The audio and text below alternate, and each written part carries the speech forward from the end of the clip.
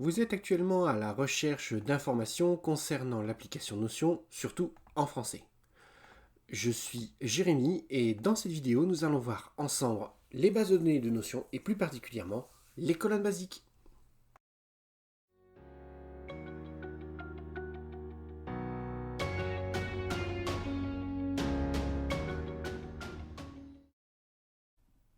Bonjour à tous et bienvenue sur la chaîne Se former avec Jérémy.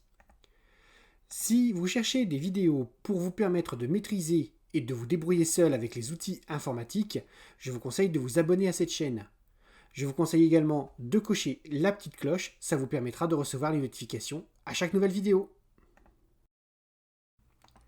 Cette vidéo fait partie de la série Notion de 0 à Héros. Si vous désirez voir toutes les vidéos de la série, vous pouvez cliquer sur le lien qui apparaît ici en haut. Petite chose également, cette vidéo est découpée en chapitres pour vous permettre d'aller directement à l'élément qui vous intéresse. Le chapitrage se trouve dans la description. Donc dans cette vidéo sur Notion, ce que l'on va voir aujourd'hui, c'est qu'on va parler surtout des bases de données et particulièrement des bases de données en ligne. Ce qu'on va voir, c'est qu'on va voir le moyen de créer une base de données, on va voir comment ajouter et supprimer des colonnes et on va également voir les colonnes basiques.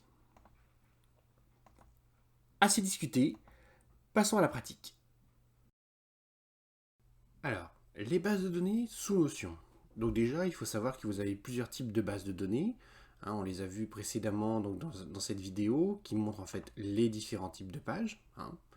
Vous avez donc le tableau, la table classique, le tableau, la liste, la galerie et la timeline. Il faut savoir qu'en fait c'est simplement le même type de base de données, sauf que en fait ce sont des vues différentes. Ce qu'on va faire, c'est qu'on va créer une nouvelle base de données. Donc je pourrais utiliser le petit plus qui se trouve ici à côté de type de page pour rajouter une page. Mais ce que je vais faire, c'est que je vais utiliser le raccourci classique pour rajouter un bloc page dans cette page. Hop, voilà. Donc je vais dire que j'ai rajouté une page. Donc c'est ma nouvelle base de données. Et on va prendre la base de table. Hop, c'est le principe de base. Hop, je vais changer le nom. Hop, base de données. Voilà. Donc comment ça se présente d'entrée de jeu? Vous avez toujours une colonne nom, qui est la colonne en fait par défaut que vous ne pouvez pas enlever. C'est la colonne qui va de base qui doit rester absolument dans votre base de données. Vous avez une colonne tag qui apparaît. On va voir déjà comment renommer la colonne ici. Donc c'est simple, je vais cliquer sur le nom et je vais dire que ici par exemple, c'est une base pour mettre mes to-do list, donc je vais dire c'est une action. Voilà, c'est ici qu'il va y avoir toutes mes actions. Vous voyez que la propriété qui apparaît dans le menu qui est apparu ici, c'est titre. D'accord? Et ça ne peut pas être changé. Vous devez avoir absolument une colonne de type titre. Donc on va appeler ça action. Voilà, donc là c'est le type titre. Là ici c'est le tag. Bon, ce que je vais faire, c'est que là cette colonne-là ne m'intéresse pas beaucoup. Donc ce que je vais faire, c'est que je vais la supprimer. Donc je clique sur l'entête de la colonne et je m'en vais faire supprimer. Est-ce que je veux absolument détruire la colonne? Je réponds oui. Maintenant que j'ai supprimé en fait la colonne tag, je vais pouvoir ajouter deux nouvelles colonnes. Donc comment on fait pour ajouter deux nouvelles colonnes? C'est très simple, on va faire ici un petit plus. Voilà, je mets le nom de ma colonne. Donc par exemple le type de colonne, on va dire que c'est la colonne texte. D'accord. Je m'en vais ici choisir le différent type de colonne. Donc dans cette partie de la vidéo, ce qu'on va faire, c'est qu'on va voir déjà toutes les colonnes de type basique. Donc je vais rajouter ces types de colonnes et on se retrouve juste après. Voilà, donc j'ai rajouté toutes les colonnes de base. Maintenant, on va les balayer une par une pour voir un petit peu comment ça fonctionne. Bon, première colonne qu'on voit, donc la colonne action qui est la colonne de type titre, je la laisse de côté pour l'instant. On a ici donc la colonne texte qui me permet en fait de rajouter un simple texte. Vous voyez, hop, ici, ça me permet de rajouter un texte tout simplement au niveau de mon enregistrement. Alors, il n'y a pas de paramétrage particulier pour cette colonne, c'est simplement du texte. Ensuite, on a ici la colonne nombre. Donc là, on peut mettre donc, un nombre. Donc si j'essaie de saisir du texte, vous voyez que le texte n'est pas pris. J'ai bien précisé que ça ne pouvait être qu'un nombre. Donc on va dire par exemple que je vais mettre, je sais pas moi, on va dire 99 par exemple. Voilà. Donc j'ai mis un chiffre. Je peux décider du type de chiffre qu'il va y avoir dans cette colonne, de type de nombre. Donc si je m'en vais, je clique sur le nom ici en haut de la colonne, je peux choisir la propriété en étant le format de nombre ici, vous voyez la petite roue crantée. Donc si je vais dessus, je peux dire que c'est un nombre avec des virgules. D'accord? Donc c'est-à-dire que là, je peux saisir 99,00, donc, ou alors 99,01, là il va me le prendre. Par contre, si je laisse en nombre classique, voilà, vous voyez, je ne pourrais pas... Ah bah si, je peux le saisir aussi, vous voyez. Donc, les 10 autres types de nombres, vous avez les nombres avec des virgules, donc qui va automatiquement vous mettre une virgule. Vous avez les pourcentages, donc je peux mettre un pourcentage tout de suite qui sera rajouté derrière. Je peux mettre également avec des valeurs monétaires. Donc là, par exemple, vous voyez, je mets directement l'euro. Alors, on ne pourra pas, comme c'est en fait un logiciel qui est encore en anglais, malheureusement, la devise se mettra forcément devant. Alors, vous ne pouvez pas la mettre derrière, quel que soit le type de valeur que vous choisissez. Donc, on va remettre en nombre classique. Alors maintenant, la sélection multiple. Alors la sélection multiple, comment ça fonctionne? Vous pouvez en fait saisir du texte. Donc on va mettre par exemple, je ne sais pas, sélection 1. Vous voyez, donc le texte n'existe pas, donc je peux dire que je peux créer en fait cette sélection 1. Donc vous voyez que ça apparaît avec de la couleur derrière. Je vais créer une deuxième valeur. On va dire que je vais l'appeler sélection 2. Vous voyez que la couleur a changé par défaut. Il me met des couleurs par défaut. J'appuie sur Entrée. Donc je ne peux en fait sélectionner qu'une seule des deux valeurs que j'ai mises en place. Alors si je veux changer les couleurs en fait de ce qui s'est passé, hop, je m'en vais ici sur sélection simple. Je vais dans configurer les options. Donc vous voyez qu'il me propose mes deux options. Donc je peux choisir de déplacer mes options en fonction de ce que je veux qui apparaisse dans quel sens dans la liste. Et vous voyez qu'ici que si j'en prends un, si je prends les 6 petits points qui sont ici, ça me permet de le déplacer. Par contre, si je m'en vais sur les 3 petits points, je peux modifier à nouveau le texte. Donc, on va dire par exemple ici, je vais mettre 3. Et je peux aussi modifier la couleur de fond de mon tag. Donc là, ici, par exemple, en bleu. Donc, mes modifications ont été prises en charge. Donc, si je vais sur le deuxième, je peux mettre 1. Vous voyez, je ne peux en mettre qu'un seul à chaque fois. Maintenant, on va aller sur la sélection multiple. Donc, je m'en vais, par exemple, je fais sélection 1. Je vais le créer.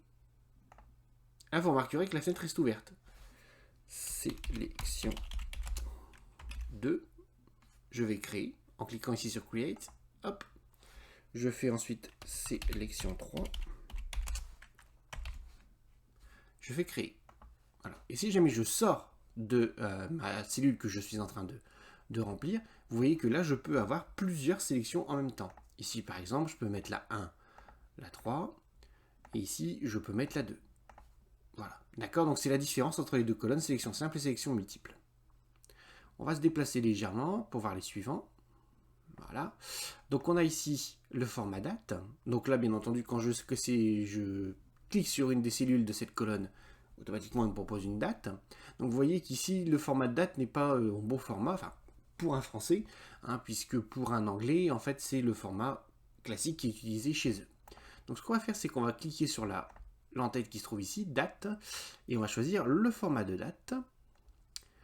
Je vais enlever ici, vous voyez, dans date, format et time zone, le type de format, et je dis que je veux le format, donc jour, mois, année.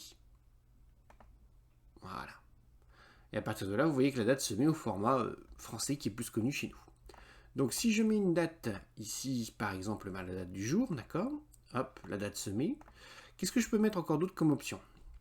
Donc, je peux mettre une date de début et je peux également mettre une date de fin. Alors, l'intérêt en fait de faire ça, c'est par exemple quand on va avoir la mise en forme du type Gantt. À partir de là, vous pourrez dire je veux une date de début, une date de fin. Vous pouvez mettre aussi une heure de début et une heure de fin. Donc, vous remarquerez que là, on est passé au format anglais en fait. Donc ce qu'on va faire, c'est qu'on va revenir ici. Et là, comme j'ai activé l'option inclure le temps, j'ai accès cette fois-ci au format de texte. Donc là, ici, je l'ai mis au format d'heure, pardon. Donc ici, j'ai accès donc au système de 24 heures. Alors là, c'est pour donner en fait la time zone dans laquelle vous vous trouvez. Donc, si vous êtes tout seul sur le compte comme un compte gratuit, bon, ça n'a pas beaucoup d'intérêt. C'est surtout, par exemple, si vous voulez, par exemple, vous pouvez avoir, si vous avez des personnes qui sont aux États-Unis, des personnes qui sont en France, vous pouvez avoir à partir de là l'heure en fait à laquelle les personnes sont censées, par exemple, se connecter pour une réunion. Je peux mettre ici un reminder en fait, donc qui va me permettre dans les options, donc il y aura par exemple un rappel 5 minutes avant. Alors les rappels pour l'instant, je laisse ça de côté, on verra ça dans une autre vidéo. Et vous pouvez ensuite, bien entendu, avec cette option, supprimer la date que vous avez mise en place. Alors attention, vous voyez qu'ici j'ai mis une date de début, heure de fin dans celle-ci.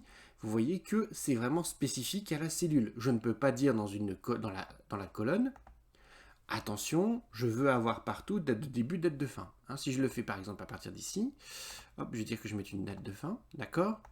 Si je regarde ici, vous voyez que là, dans cette cellule-là, il faut absolument que je recoche à nouveau date de fin. Ok, donc la colonne de type collaborateur. Alors, ça attention, c'est un petit peu trompeur. Cette colonne-là, en fait, dans un compte gratuit ou un compte personnel ne va pas vous servir à grand-chose, puisque, en fait, vous ne pouvez mettre dans cette colonne que les gens qui ont accès au compte. Alors ça peut être très intéressant quand vous avez un compte d'équipe, par exemple pour désigner une tâche à une certaine personne.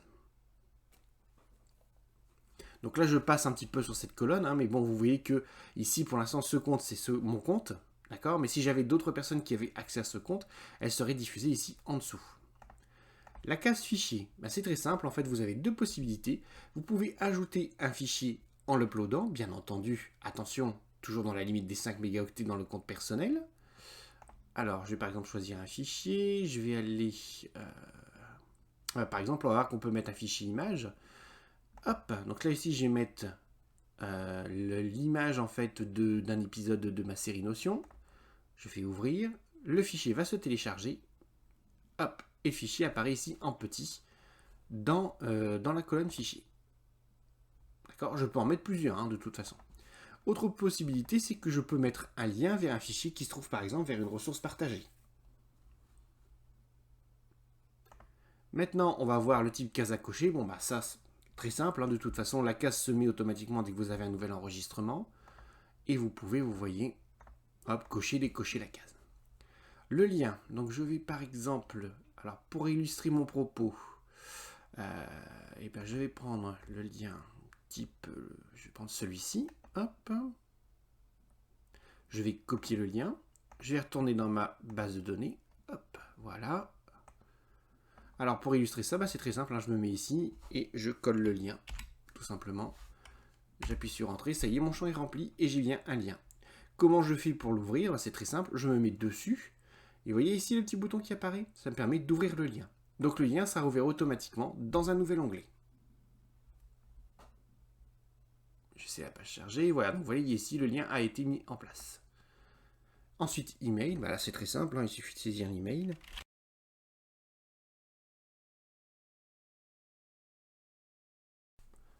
Donc là, il n'y a pas de propriété. Le lien, c'est pareil, vous n'avez pas de propriété. Maintenant, la colonne téléphone, donc vous n'avez pas de propriété dessus. Par contre, c'est prévu pour mettre, vous voyez, des numéros de téléphone. Voilà. Alors, il n'y a pas de mise en forme particulière. Par contre, je pense que si vous utilisez l'application sur votre smartphone, vous voyez ici qu'on a le petit bouton qui permet d'envoyer un appel. Donc ça peut être très intéressant, par exemple pour avoir un carnet d'adresses que vous pouvez utiliser sur votre smartphone. Voilà, cette vidéo est désormais terminée. Si vous désirez avoir plus de vidéos ou si vous avez des idées de vidéos qui pourraient vous intéresser, n'oubliez pas de me laisser un petit commentaire.